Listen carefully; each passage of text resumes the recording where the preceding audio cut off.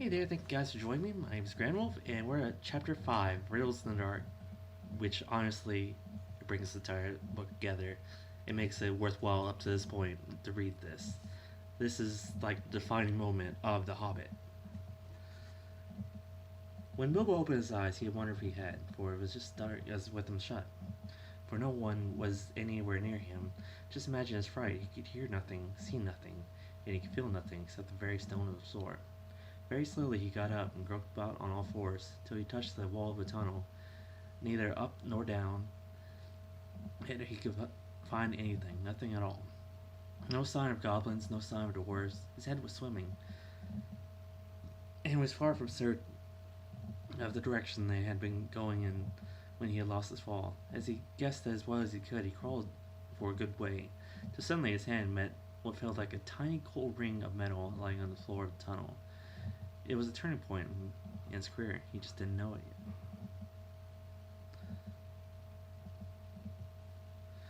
He put the ring in his pocket almost without thinking. Certainly, it did not seem of any particular use at the moment.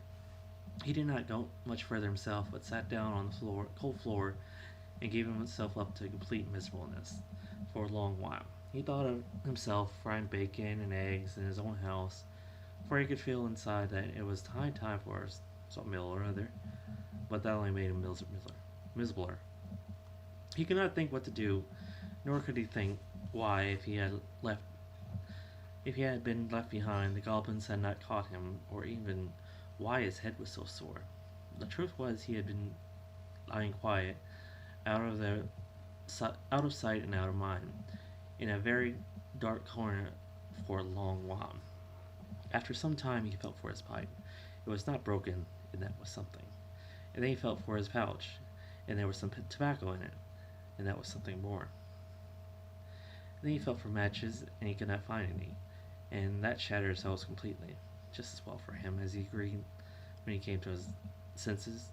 Goodness knows what the striking of the matches and the smell of tobacco would have brought on him out of the dark holes in this terrible place. Still, at the moment he felt very crushed, but in slapping all his pockets and feeling round for his matches, he came upon the hilt of his little sword, the little dagger he got from the trolls, and that he had quite forgotten, nor did the goblins seem to have noticed it as he wore it inside his breeches. Now he drew it out. It showed pale and dim before his eyes. So, it is an elvish blade too, he thought, and goblins are not very near, and yet not far enough. But somehow he was comforted. It was rather splendid to be wearing a blade made in Godland for the Goblin Wars, of which so many songs had sung, and also he had noticed that such weapons made a great impression on goblins that came upon them suddenly. Go back, he thought? No good at all. Go sideways? Impossible. Go forward? Only thing to do. On we go. So he got up and trotted with his sword held in front of him, in one hand feeling the wall, and his heart all patter and a pitter. Now certainly Bilbo was in what was called a tight place, but you must remember it was not quite so tight for him as it would have been for you or me. Hobbits are not quite like ordinary people. After all, if their holes are nice and cheery places and properly aired, quite different from the tunnels of goblins, still they are more used to tunneling than we are, and they do not easily lose their sense of direction on the ground, not when their heads have been covered from being bumped. Also, they can move very quietly and hide easily and recover from falls and bruises, and they have a fund of wisdom and wise sayings that men have mostly never heard of or forgotten ages ago. I should not have liked to have been in Mr. Baggins's place all the same. The tunnel seemed to have no end. All he knew was that it was still going down pretty steadily and keeping in the same direction in spite of a twist and a turn or two. There were passages leading off to the side every now and then, and as he knew by the glimmer of his sword or could feel with his hand on that wall. Of these he took no notice, except to hurry past for the fear of goblins or half-imagined dark things coming out of them, On, on and on he went, down and down, and still he heard no sound of anything except the occasional whir of a bat by his ears, which startled him at first, till it became too frequent to bother about. I do not know how long he kept on like this, hating to go on, not daring to stop, on and on, until he was tired. It seemed like all the way to tomorrow and over it by the days beyond. Suddenly, without warning, he trotted splash into water. Ugh! It was ice cold. That pulled him up sharp and short. He did not know whether it was just a pull in the path or the edge of an underground stream that crossed the passage or the brink of a deep, dark subterranean lake. The sword was hardly shining at all.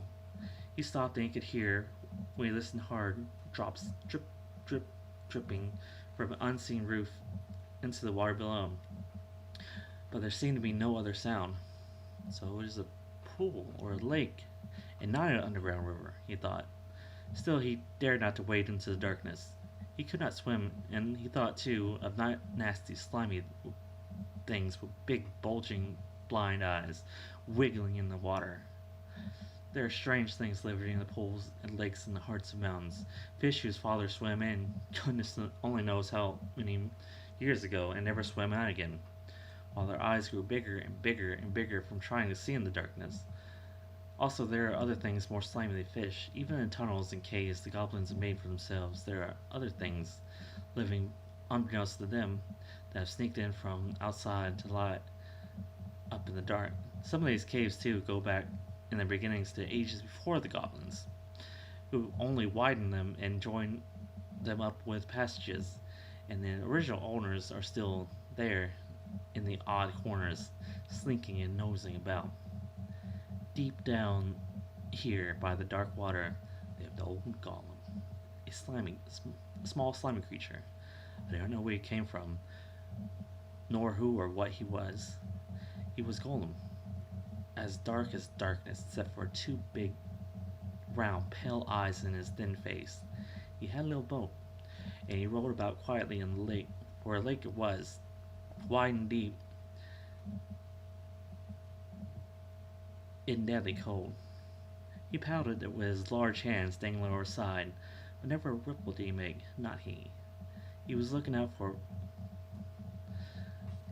of his pale, lamp-like eyes for a blind fish, which he grabbed with his long fingers as quick as thinking. He liked meat too. Goblin he thought good when he could get it, but he took care that they never found him out.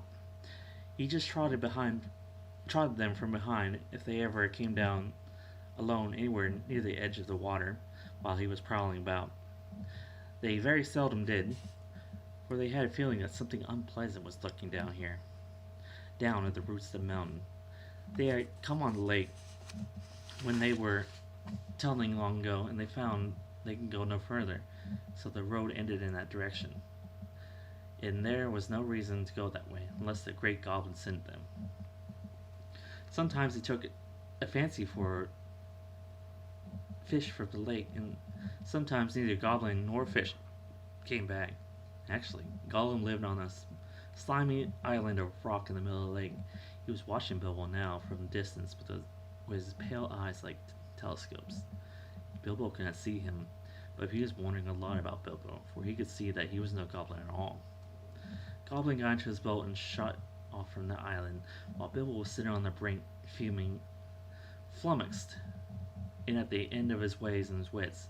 Suddenly up came Gollum, whispered and hissed, "Splashes and splashes, my precious! Oh, this is a choice feast, a tasty morsel of my gollum." And when he said Gollum, he made a horrible swallowing noise in his throat. That's how he's got his name, though he always called himself my precious. The hoblin jumped nearly out of his skin when the hiss came in his ears, and suddenly he saw the pale eyes sticking out at him. "Who are you?" he said, thrusting his dagger from him. "What is he, my precious?" whispered Gollum, who always spoke to himself, though never having anyone else to speak to. This is what he had come to find out. nor for he was not really very hungry at the moment, only curious. Otherwise, he would have grabbed first and whispered afterwards. I am Bilbo Baggins. I have lost the dwarves and I have lost the wizard, and I don't know where I am, and I don't want to know. If only I can get away. What's he got in his hands? Said Gollum, looking at the sword which he did not quite like. A sword, a blade made out of gondolin. Said Gondolin and became quite polite.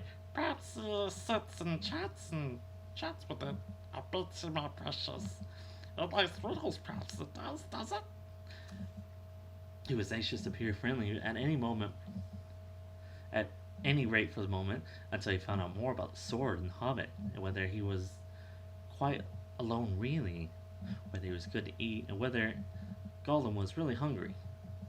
Riddles were all he could think of. Asking them and sometimes guessing them had been the only game he ever played with other fine creatures sitting in their holes in the long ago before he lost all his friends and driven away alone crept down into the dark under the mountains. Very well, said Bilbo, who was anxious to agree, until he found out more about the creature, whether he was quite alone, whether he was fierce or hungry, and whether he was a friend of the goblins. You asked first. I'm sorry. You asked first, he said, because he had not time to think of a riddle. So the goblin hissed.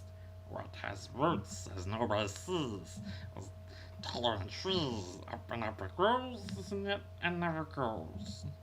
Easy, said Bilbo. Now just suppose. Because I guess easy. I must have a competition with us, my precious.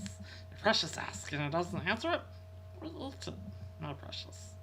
If you ask us and we does not answer, then it does what it wants, eh? Which shows the way out, yes? All right, said he.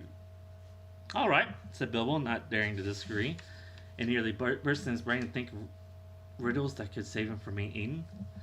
30 white horses on a hill. First they champ, then they stamp, and then they stand still. That was all he could think of. The idea of eating was rather on his mind. It was a rather old one, and Goblin knew to answer as well as you do. Chestnuts, he has. Teeth, my precious, but we only have 6. Then he asked the second. Voices that cries, wings flutters, toothless bites, mouthless mutters. Half a moment, cried Bilbo, who was still thinking uncomfortably about eating. Fortunately, he had once heard something rather like this before, and getting his wind back before he thought of the answer. Wind, of course, he said, and he was so pleased they came up with one on the spot. This will puzzle a nasty underground creature, he thought. An eye in a blue farce saw an eye in a green face. That eye is like to this eye, said the first eye, but in low place, not in high place. Said Gollum. He'd been underground for a long time, as forgetting this sort of thing. But just as Bilbo was beginning to hope that the wretch wouldn't answer, Goblin came up with memories of ages and ages before, when he lived with his grandmother in a hole in a bank by a river. My precious, he said. Sun does it means it does. But these ordinary, above ground, everyday sort of riddles were tiring for him, and also reminded him of days when he had been less alone and sneaky and nasty, and that put him out of temper. What is more, they made him hungry, so this time he tried something a bit more difficult and more unpleasant. It cannot be seen, cannot be felt, cannot be heard, cannot be smelled. It lies beneath stars and over hills, and it beholds the foes. It comes first and follows after, ends life and kills laughter. Unfortunately for Gollum, Bilbo had heard that sort of thing before him, and was all around him anyway.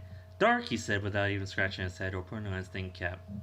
A box without hinges, a key or a lid, yet golden treasure inside his head, he asked to gain time, until he could think of a really hard one. This he thought a dreadfully easy chestnut, though he had not asked it in the usual words, but it proved a nasty poser for Gollum. He hissed himself, and after he couldn't answer, he whispered and sputtered. After some time, Bilbo became impatient. Well? What is it? He said. The answer's not a kettle boiling over as you seem to think for the noise you're making. Give us a chance! Let it give us a chance, my precious. Well, said Bilbo, after giving him a long chance, what about your guess? But suddenly, Golem remembered leaving from nests long ago, and sitting under the riverbank teaching his grandmother suck. Excellent! He hisses. Excellent, it is! Then he asked, A lively breath as cold as death. Ever thirsty, ever drinking. Oh, man, never thinking. He also in turn thought this was a dreadfully easy one, because he was always thinking the answer, but he could not think of anything better for the moment. He was so flustered by the egg question. All the same, it was a poser for poor Bilbo, who never had anything to do with the water if he could help it.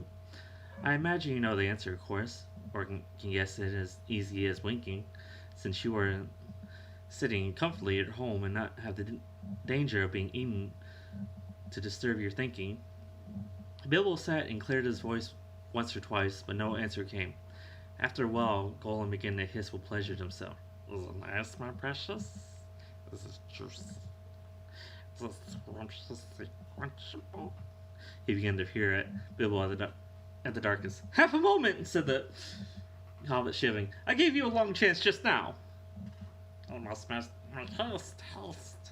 Said Gollum, beginning to climb out of the boat to get to shore. But when he put his long, webby foot in the water, a fish jumped out in fright and fell on Bilbo's toes. Ugh, he said. It is cold and clammy, so he guessed. Fish! Fish! He cried. It is fish! Gollum was dreadfully disappointed, but Bilbo asked another riddle as fast as he could, so that Gollum had to get back into his boat and think. No legs lay on one leg, 2 legs lay near on 3 legs, 4 legs got some. Sorry. It was not really a time for this riddle, but Bilbo was in a hurry. Gollum might have some trouble guessing it if he had asked it another time. As it was, talking to fish, no legs was so very difficult. And after that, the rest was easy. Fish on the old table, man at the table sitting on stool. The cat has bones. That, of course, is the answer, and Gollum soon gave it. Then he thought the time had come to ask something hard and horrible. This is what he said. This thing all things devours. Birds, beasts, trees, flowers. Yeah? This thing all things devours. Birds, trees, flowers. Gnaws iron, bites steel. Grinds hearts, stones to new. Slays kings, ruins towns. Beats high, mountains down. Poor Bill sat in the dark, thinking of all the horrible names of the giants and ogres he had ever heard told of in tale, and not one of them had done all these things. He had a feeling that the answer was quite different and that he ought to know it. But he could not think of it. He began to get frightened, and that is bad for thinking. Gollum began to get out of his boat. He flapped into the water and paddled to the bank. Bilbo could see his eyes coming toward him. His tongue seemed to stick in his mouth. He wanted to shout out, "Give me more time! Give me more time!" But all that came out of his mouth was a sudden squeal of, "Time! Time!" Bilbo was safe by pure luck, for that was, of course, was the answer. Gollum was disappointed once more, and now he was getting angry and also tired of the game. It had made him very hungry indeed. This time he did not go back to the boat. He sat down dark by Bilbo. That made the Hobbit most dreadfully uncomfortable, and it scattered his wits. It's got to ask us a question, my precious. Yes. Just one more question to guess. Yes. Said Gollum. But Bilbo simply could not think of any question with that nasty, wet, cold thing sitting next to him and pawing and poking him. Ask us, said Gollum. Bilbo pinched himself and slapped himself. He gripped on his little sword. He even felt in his pocket with his other hand. There he found the ring he had picked up in the passages and forgot about. What have I got in my pocket? He said out loud. He was talking to himself while Gollum thought it was a riddle, and he was frightfully upset. Not fair! Not fair! He hissed. It isn't fair, my precious. You ask us what has in its nice little pockets. Bilbo, seeing that what had happened, and having nothing better to ask, stuck to his question. What have I got in my pocket? He asked louder. You must give us 3 guesses, my precious. 3 guesses. Very well, guess away, Hanses! said Gollum. Wrong, said Bilbo, who had luckily just taken it out of his hand out again. Guess again, said Gollum, more upset than ever. He thought of all the things he kept in his own pockets, as fish bones, goblin teeth, wet shells, a bit of a bat wing, a sharp stone to sharpen his fangs on, and other nasty things. He tried to think of that what other people kept in their pockets. Wolf! He said at last. Wrong, said Bilbo, who had lost his some time ago. Let's guess. Now Gollum was in a much worse state than when Bilbo had asked the egg question. He hissed and sputtered and rocked himself backwards and forward. He slapped his feet on the floor. He wiggled and squirmed, but he did not dare to waste his last guess. Come on, he said, Bilbo. I'm waiting. He tried to sound bold and cheerful, but he did not feel at all sure how the game was going to end, whether Gollum guessed right or not. Time's up, he said. Shriek or nothing. Shrieked Gollum, which was not quite fair, working on 2 guesses at once. Both wrong, cried Bilbo, very much relieved, and he jumped at once to his feet and put his back to the nearest wall and held out his little sword. He knew, of course, that the real game was sacred and of immense antiquity. Even wicked creatures were afraid to cheat when they played it, but he felt he could not trust the slimy thing to keep his promise at a pinch. Any excuse would do to keep any promise at a pinch. Any excuse would do for him to slide out of it. And after all, the last question had not been a genuine riddle according to the ancient laws. But at any rate, Gollum did not at once attack him. He could see the sword in Bilbo's hand. He sat still, shivering and whispering. At last, Bilbo could wait no longer. Well, what about your promise? I want to go. You must show me the way. You say so, precious. Show the nasty little Bagginses. Sorry. Show the nasty little Bagginses the way out. Yes, yes. What has he got in his pockets, is it? A string, precious? But not nothing. Oh no, Gollum. To remind you, said Bilbo, promise is a promise. Rusted is impatient, precious. Hissed Gollum. But I must wait. Yes, I must. We cannot go up the tunnel so hastily. We must go back and get some things first. Yes. Things to help us.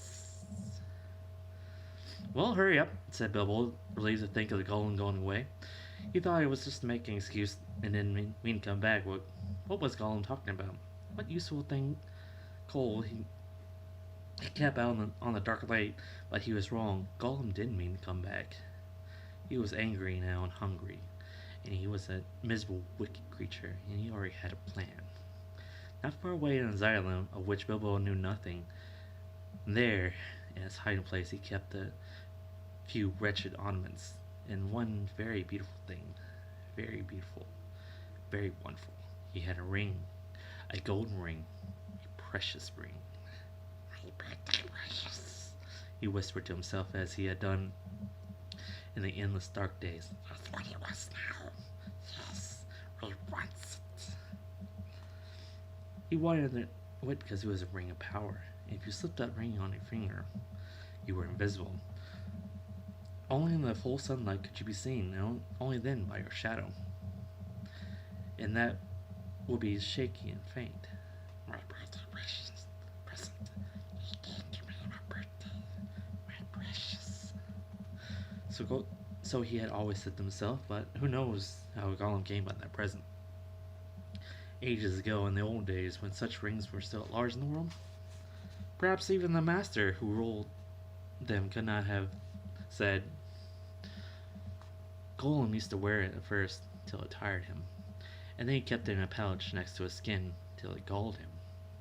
And now he usually hid it in a hole in a rock on his island, and was always going back to look at it. And still sometimes he put it on when he could not bear to be parted from it any longer, or when he was very, very hungry and tired of fish. Then he would creep along dark passages looking for stray goblins. He might even venture into places where the torches were lit. It made his eyes blink and smart, or he would be safe. Oh yes, quite safe. No one would see him, no one would notice him until he had his fingers on her throat. Only a few hours ago he had worn it, and had caught a small goblin imp. How it squeaked. He still had a bone or two left to gnaw, but he wanted something softer. Quite safe, yes. He whispered to himself. It won't see us, really, precious. No, it won't see us. That's nasty little sword will be quite useless. Yes, quite. That is what it was in his wicked little mind as he slipped suddenly from Bubble's side and flapped back to his boat and went off in the dark. Bill thought he had heard the last of him. Still, he waited, for he had no idea how to find on his own. Suddenly, he heard a screech. It sent a shiver down his back. Gollum was cursing and wailing away in the gloom, not very far off by the sound of it. He was on his island, scrambling here and there, screeching and searching for. Where is it? Where is it? Bibble heard him crying. Lost, my precious, lost, lost, precious and precious, my precious is lost. What's the matter? Bill called. What have you lost? Mustn't ask us. This night's business, no, is lost. Well, so am I, cried Bilbo, and I want to get unlost. And I won the game, and you promised. So come along, come and let me out, and then go on with your looking. Utterly miserable as Gollum sounded, Bilbo could not find much pity in his heart, and he had a feeling that anything Gollum wanted so much could hardly be something good. Come along, he shouted. No, not it, precious. We must search for it. It's lost, Gollum. But you promised. But you never guessed my last question, and you promised. Never guessed, said Gollum, and suddenly out of the gloom came sharp hits. What has it got in his pockets? Tell us. You must tell us first. As far as Bilbo known, there was no particular reason why he should not tell him. Gollum's mind had jumped to a guess quicker than his. Naturally, for Gollum had brooded for ages on this one thing, and he was always afraid of it being stolen. But Bilbo was annoyed at delay. After all, he had won the game pretty fairly, at a horrible risk. The answers would be guessed, not given, he said. Well, it was a fair question. It was a fair question, not a riddle, precious, no. What? Oh well, if it's a matter of ordinary questions, Bilbo replied, then I asked one first. What have you lost? Tell me that. What? Got in his pockets. The sound came hissing louder and sharper as he looked toward it to his alarm. Bilbo saw now two small points of light appeared at him. As suspicion grew in Gollum's mind, the light of his eyes burned with a pale flame. What have you lost?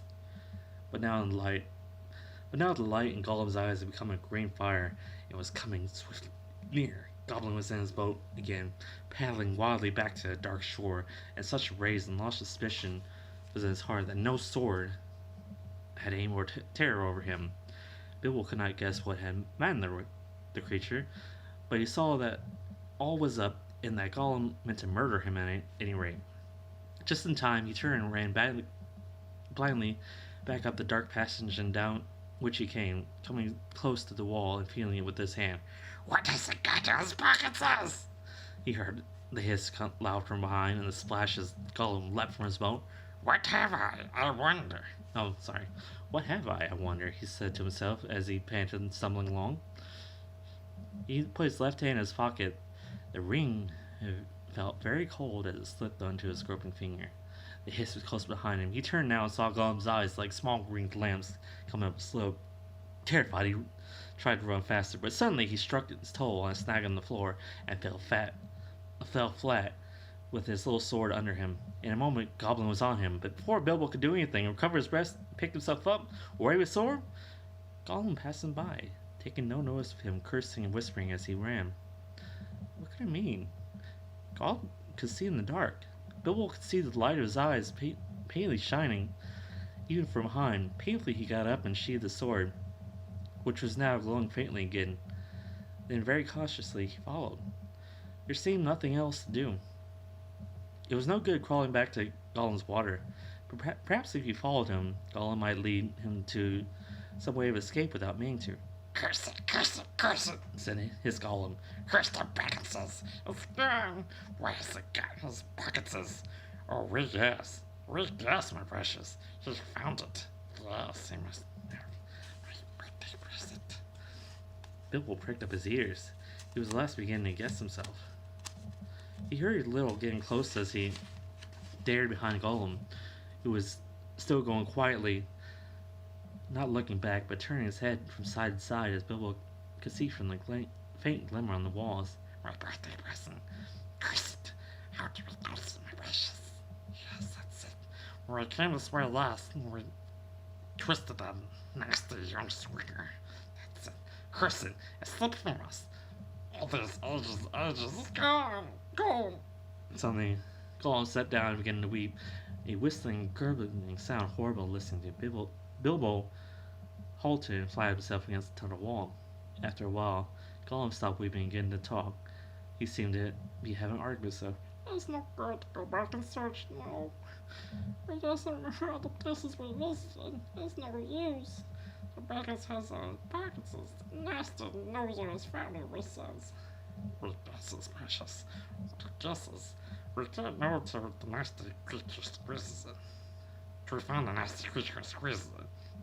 But it doesn't know what the present can do, does it? He'll just keep it in his pockets. It doesn't know. It can't go far. It's lost itself, nasty knows it thing. It doesn't know the way out and said so.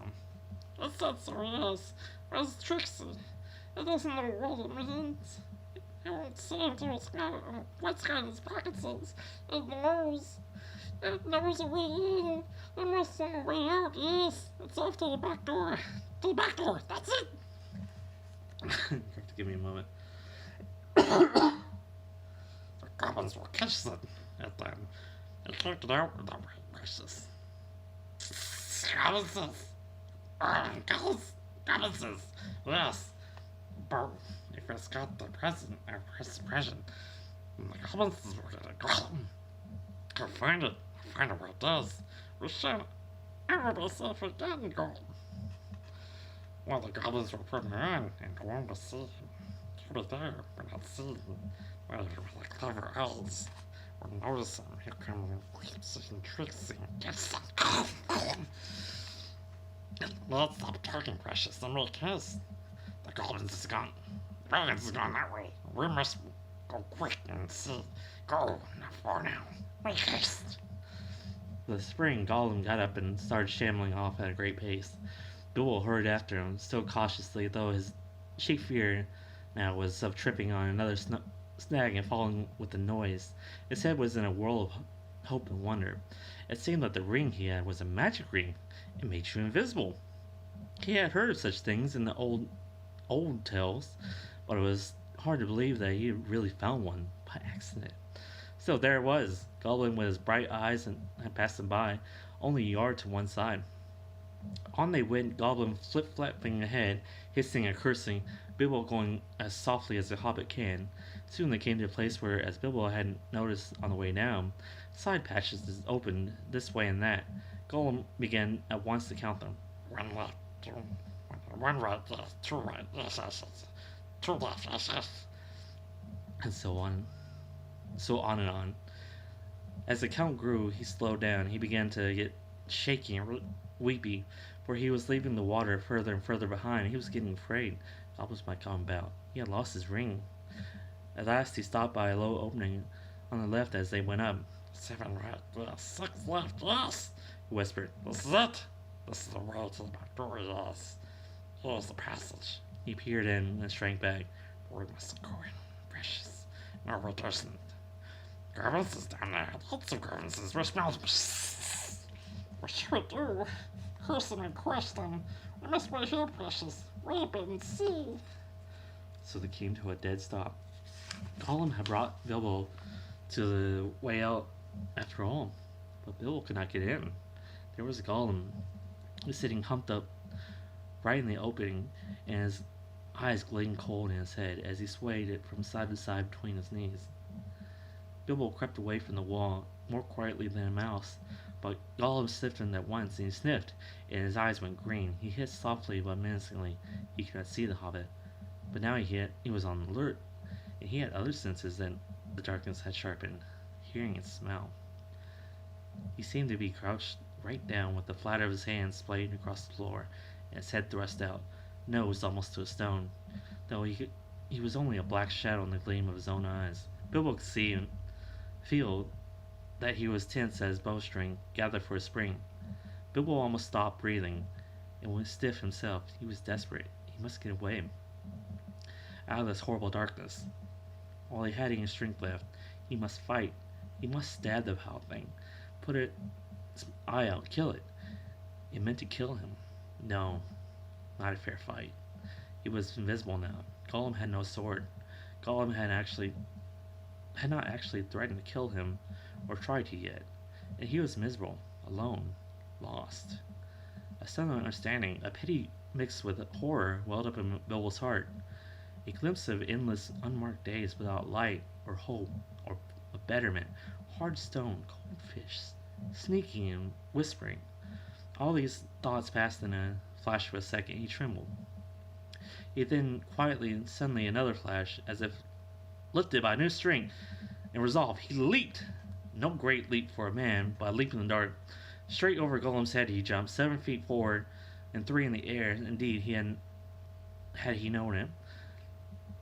He only missed just cracking his skull in the low arch of the passage. Gollum threw himself backwards and grabbed at as the Hobbit flew. But too late. His hand snapped on the thin air, and Bilbo, falling fair on his sturdy feet, sped off down the new tunnel. He had turned to see what Gollum was doing. There was a hissing and cursing almost at his heels at once. Then it stopped.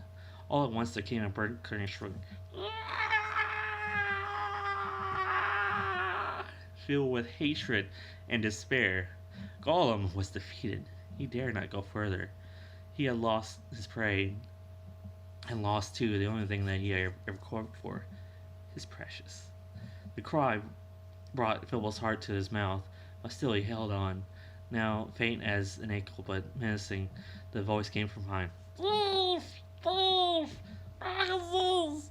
We hate it! We hate it! We hate it forever! Then there was silence. But that seemed too menacing to Bilbo. The goblins were so near that he smelt them. Then they'll have heard his shrieking and cursing. Careful now, or this way would lead you to worse things. The passage was low and roughly made. It was not difficult for the hobbit, except when, in spite of all care, he stubbed his poor toes against several times on jagged rocks on the floor. A bit low for goblins, at least for big ones, thought Bilbo, not knowing that even the big ones, the orcs of the mountain, go along at great speed, stooped low with their hands almost on the ground. Soon the passage that had been sloping down began to go up again, and after a while it climbed steeply. That sloped Bilbo down. But at last the slope stopped. The passage turned a corner and dipped down again, and there at the bottom of a short incline he saw filtering around another corner a glimpse of light, not red light, as of a fire or lantern, but a pale outdoor sort of light. Then Bilbo began to run. Scuttling as fast as his legs would carry him, he turned the last corner and suddenly came right into the open space, where light, after all that time in the dark, seemed dazzling bright. Really, it was only a leak of sunshine in through the doorway where a great door, a stone door, was left standing open. Bilbo blinked. Then suddenly he saw the goblins in full armor, with swords drawn, sitting just inside the door, watching it with wide eyes, and watching the passage that led to it. They were aroused, alert, ready for anything. They saw him sooner than he saw them. Yes, they saw him. Whether it was by accident or the last trick of the ring before it took a new master. It was not on his finger. With yells of delight, the goblins rushed upon him. A pang of fear and loss, like an echo of goblins' misery, smote Bilbo, and forgetting even to draw a sword, he struck his hands in his pocket, and there was the ring still in his left pocket, and he slipped on his fingers, and the goblins stopped short. They could not see a sign of him. He had vanished. They yelled twice as loud as before, but not so delightedly. Where is he? Go back up the passage, some sound. This way, some yelled. That way, others yelled. Look out for the door, bellowed the captain. Whistles blew and armor clashed. Swords rattled, goblins cursed and swore. They ran hither and thither, falling over one another, getting very angry. There was a terrible outcry and disturbance. Bilbo was delightfully frightened, but he had the sense to understand what had happened and to sneak behind a big barrel which held drink for the goblin guards, and so get out of the way and avoid being bumped into, trampled to death, or caught by field. I must get to the door. I must get to the door, he kept saying to himself, but it was a long time before he ventured to try. Then it was like a horrible game of blindman's buff. The place was full of goblins running about, and the poor little hobbit dodged this way and that, was knocked over by a goblin who could not make out what he had bumped into, scrambled away on all fours, slipped between the legs of the captain just in time, got up and ran for the door. It was still ajar, but a goblin had pushed it nearly to. Bilbo struggled, but he could not move. He tried to squeeze through the crack. He squeezed and squeezed, and he stuck. It was awful. His buttons had got wedged on the door and the door post. He could see the outside in the open air, and there were a few steps running down to a narrow valley between the tall mountains. The sun came up behind a cloud and shone very bright on the outside, but he could not get through. Suddenly one of the goblins inside shouted, "There's a shadow by the door! Something is outside!" Bilbo's heart jumped in his mouth. He gave a terrific squirm. Buttons burst off in all directions. He was through, with a torn coat and waistcoat, leaping down the steps like a goat, while bewildered goblins were still picking up his nice brass buttons on the doorstep. Of course, they came down after him, hooting and howling, and hunting amongst the trees, but they don't like the sun. It makes their legs wobble and their heads giddy. They could not find Bilbo with the ring on, slipping in and out of shadows of the trees, running quick and quiet, and keeping out of the sun, so they went back to grumbling and cursing to guard the door. Bilbo had escaped. Thank you guys, and I hope you enjoyed that. I'm sorry this runs a little full, but I feel it's best to tell the entire chapter in full so that you keep that same momentum. So